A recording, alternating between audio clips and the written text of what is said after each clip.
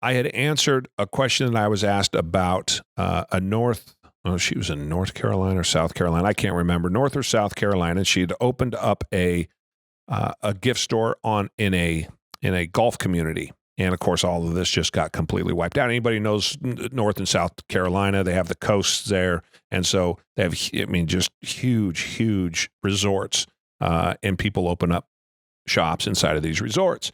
And so she had talked about, she had just made money. I think I've talked about this before. She had just made money in December and was looking forward to being in business about 18 months. And she was just moving on, looking forward to this year, and then finally really making money all year. You got the strong summer season, and then you come into the holidays.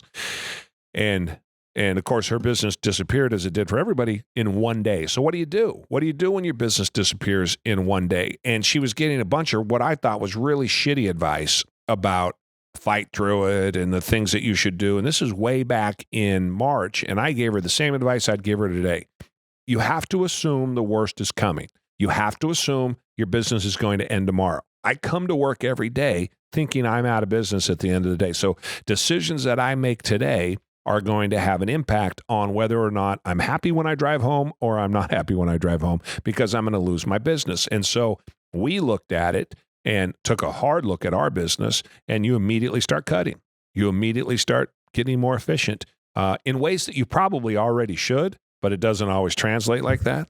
So in this case, we hardly lost a single employee, but we had to go to customers and get additional funds. We had to streamline the operation and look at how things worked and which way and how things were being put together on the transportation side, answering phones and customer service. And do we have, are we doing that as efficiently as we can? Because I expected the worst, but I always do. And I think that's the trick. In her case, she wanted the beautiful thing. She wanted it to work out, and it's just going to be a bump for 2 minutes, and then she can go on about her life. That's not what it was. And my advice to her was to plan accordingly. So I don't know what she did. I don't know what she ended up, how that ended up. She's probably gone by now if she didn't take my advice. If she did take my advice, she's probably waiting for this reopening, which is happening now as we speak, and hopefully she gets her feet back on the ground and get that thing open back up.